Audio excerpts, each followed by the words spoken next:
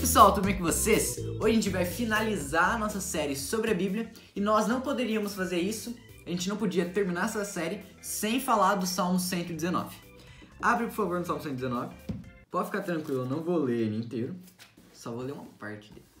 Quando a gente vê o Salmo 119, a gente não sabe muito bem quem escreveu, pode ter sido Davi, pode não ter sido, e ele é o maior capítulo da Bíblia, tem 176 versículos. E o tema principal dele é a lei de Deus, é os preceitos de Deus, são os testemunhos de Deus ou a palavra de Deus. E antes da gente entrar propriamente no Salmo, a gente tem que entender uma coisa. Quando a palavra de Deus é pronunciada, quando nós damos atenção à palavra de Deus, algo acontece, algo é gerado em nós. Olha em Gênesis capítulo 1, versículo 2. Vai dizer que a terra era sem forma, vazia, em trevas, e o Espírito Santo pairava sobre as águas. Mas quando a palavra de Deus é pronunciada, o que era sem forma ganha forma. O que era em trevas vê uma grande luz. E o que estava vazio é preenchido. Porque quando a palavra de Deus é pronunciada, algo acontece. Por quê? Porque ela não volta a Deus sem que tenha cumprido o seu propósito.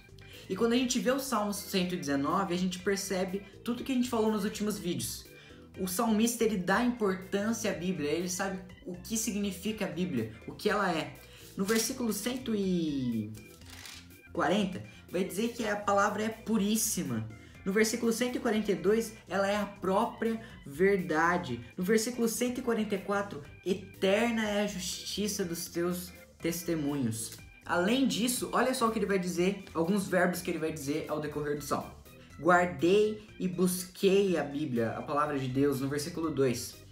No versículo 23, ou 3, eu não sei o que eu escrevi aqui. Ele buscava em momentos difíceis, em momentos fáceis e difíceis, ele buscava a lei de Deus. Ele não se envergonhava dela.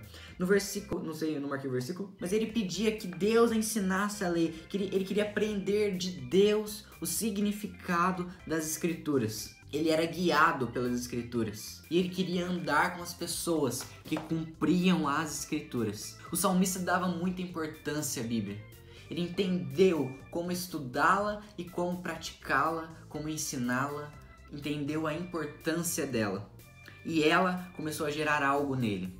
Olha o que o versículo 93 vai dizer. Salmo 93. Salmo 119, 93. Nunca me esquecerei dos teus preceitos, pois é por meio deles que me tens dado vida. A primeira coisa que a palavra de Deus gera em nós, ela gera vida, vida em abundância. Porque por meio dela nós fomos criados. E a palavra de Deus sustenta-nos. Ela nos ensina como viver a vida. E nós temos que viver a vida em santidade. E como conservar a santidade. Como um jovem pode manter retos seus caminhos. Olha o que vai dizer. De que maneira, no versículo 9. De que maneira poderá o jovem guardar puro o seu caminho? Observando-o segundo a tua palavra. No versículo 11 vai dizer que eu guardei a palavra no meu coração para não pecar contra ti. A Bíblia nos dá vida e nos ensina a viver em santidade e em liberdade. No versículo 45 vai dizer, andarei em liberdade, pois tenho buscado os teus preceitos. Jesus vai dizer, a tua palavra é a verdade, e a verdade vos libertará. A palavra nos liberta e nos dá a verdadeira liberdade.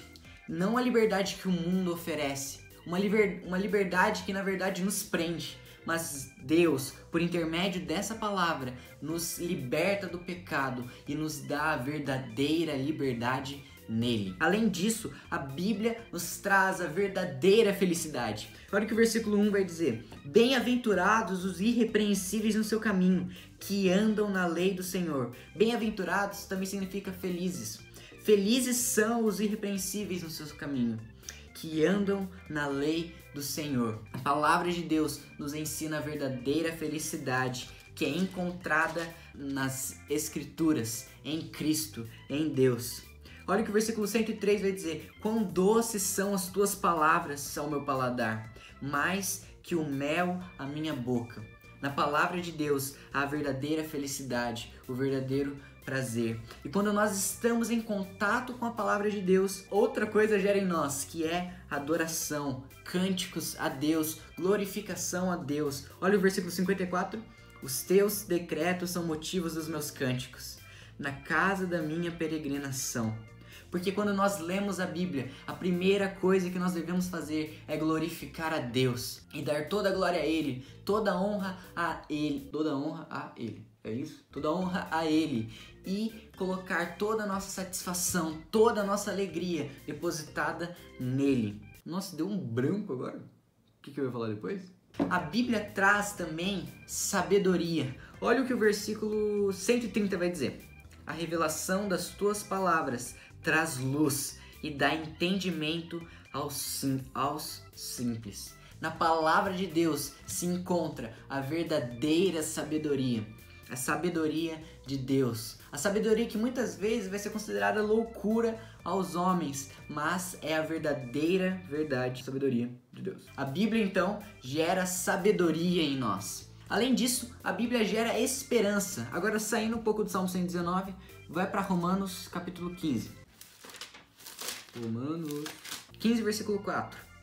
Pois tudo o que no passado foi escrito, para o nosso ensino foi escrito, a fim de que, pela paciência e pela consolação das Escrituras, tenhamos esperança. As Escrituras nos consolam e nos trazem esperança, a verdadeira esperança. E além disso, as Escrituras também geram em nós fé. Romanos 10, 17.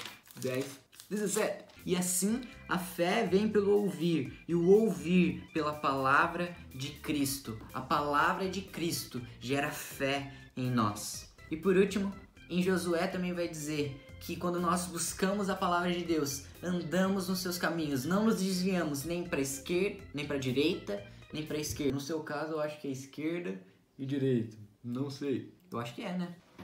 É isso mesmo. Quando nós fazemos isso, nós temos a paz, a verdadeira paz. Somos bem-sucedidos e a prosperidade vem sobre nós. É isso. Esse foi 5 episódios, eu acho. 5 episódios. A importância da Bíblia. Eu não lembro de cabeça. Eu gravei e não lembro de cabeça, né? A importância da Bíblia. Como ler a Bíblia. Praticando a Bíblia. Ensinando a Bíblia. E esse aqui eu não sei qual vai ser o título. Ó, 5 episódios. Foi na cabeça. Ah, eu esqueci o desafio. E eu te faço um desafio.